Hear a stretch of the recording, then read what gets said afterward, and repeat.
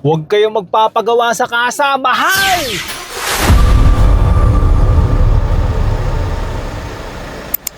So ayun po today pag-uusapan natin saan nga ba maganda magpa-maintenance ng sasakyan, PMS o kaya kahit pagawa, di ba? Kung mayroong problema yung sasakyan ninyo, saan maganda magpagawa? Pag-usapan natin kung kasa ba o sa labas. Kasi marami nagsasabi, mahal daw sa kasa eh. Tapos pag pagawa ka naman sa labas, technically para sa akin, mahal din kasi pabalik-balik ka, di ba? Hindi nila nadadiagnose ng tama or karamihan hindi nadadiagnose ng tama kung ano talaga yung problema ng sasakyan pag nagpagawa ka sa labas. Lalo na Ford. And pasintabi lang din sa mga naka-BYD. Antimano yan, sigurado pag sa labas kayo nagpagawa, problema talaga yan. Kaya dapat sa kasa kayo magpagawa.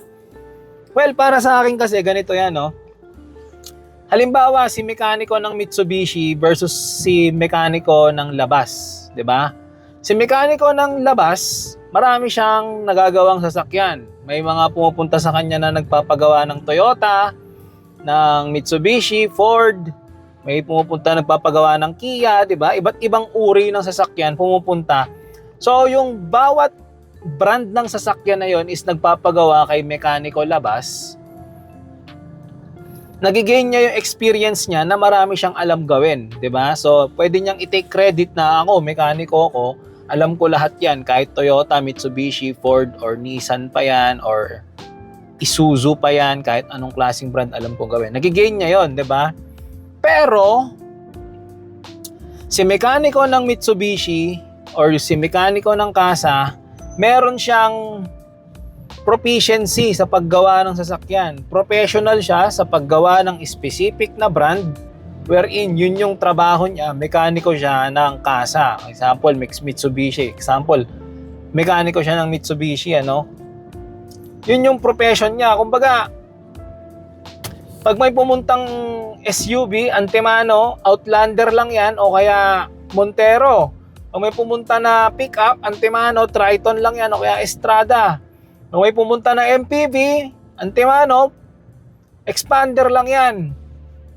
Wala nang iba. Kabisadong niya na kung ano yung mga dapat gawin sa loob ng sasakyan. And yung mga mekaniko na yan, tuwing meron silang bagong release, meron din yan silang refresher kumbaga. Halimbawa, nung nirelease yung Destinator, nirelease yung X-Force. Ngayon, kaka-release lang Outlander, di ba?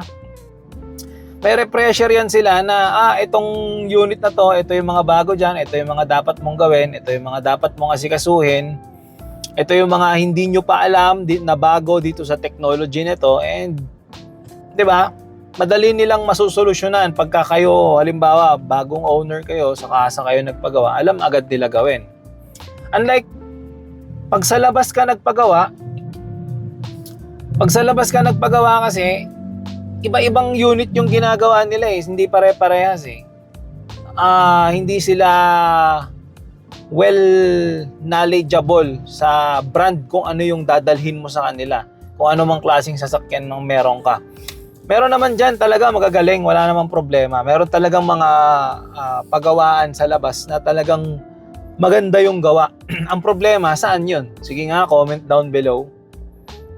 Saan yun? Saan yung paggawaan sa labas ng kasa na sure ka, maganda yung gawa, hindi ka pabalik-balik at madadiagnose talaga nila ng tama yung sasakyan mo, especially Ford, 'di ba? And kung sakaling meron kang piyesa na kailangan, halimbawa rare yung piyesa, example na lang radiator, meron ba silang stock? Original ba yung stock? 'Di ba? Yun yung mga dapat mong isipin pag magpapagawa ka sa labas. So, kung halimbawa, PMS lang, yung basic PMS, change oil, oil filter, aircon filter, air filter, okay lang naman siguro, magpagawa ka sa labas. Bili ka ng mga filter sa labas, bili ka sa mga online shop ng filter. Tapos, yung engine oil mo, make sure na lang din na magandang klase, yung tamang viscosity talaga. Siguro walang magiging problema. Diba? Kung basic PMS Pero kung halimbawa mayroong sira yung sasakyan mo, halimbawa nag-check engine, halimbawa sira yung aircon, may mga ilaw na lumalabas sa dashboard mo dito, di ba? Doon na magkakatalo. Kaya kung ako sa inyo, kung mga pangmalakihan na paggawa ng sasakyan, example na lang sa Ford is yung timing belt niya, 'di ba? Kailangan ipagawa, kailangan ng palitan. May mga nasira sa sasakyan ninyo na hindi basta lang nagagawa ng change oil. Sa kasa na lang kayo magpagawa. Hindi ko naman kayo pinipilit, lalo na kung ikaw personally may kilala ka na gumagawa ng sasakyan na maayos.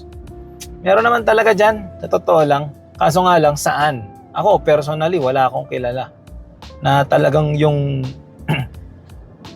shop na to, trusted talaga, wala nang balikan. Kumbaga, kung may balikan man, hindi naman yung may additional na nadagdag na sira dun sa sasakyan, di ba? Yun lang naman. Pare-parehas lang naman natin na gusto pag nagpagawa tayo, wala nang problemang kasunod, di ba? Hindi katulad nung papagawa ka, tapos maya may aberya, di ba? Babalikan mo na naman and domino effect na yung iba. Pinagawa mo yung isang problema, tapos nadagdagan. Yun yung masakit sa ulo, di ba? Yun yung iniiwasan natin. Kaya ako personally gusto ko hanggat maaari, hanggat kaya, saka sana lang ako magpapagawa. Lalo na kung 2K, 3K lang naman yung matitipid ko pagka sa labas ako nagpagawa. Hindi din naman sobrang bilis ng ating odometer. Saktong-sakto lang naman. Tulad ngayon, ilang buwan na sa atin itong sasakyan. Ilan ba yun? 3 months na. 3 months na. Magpo 4.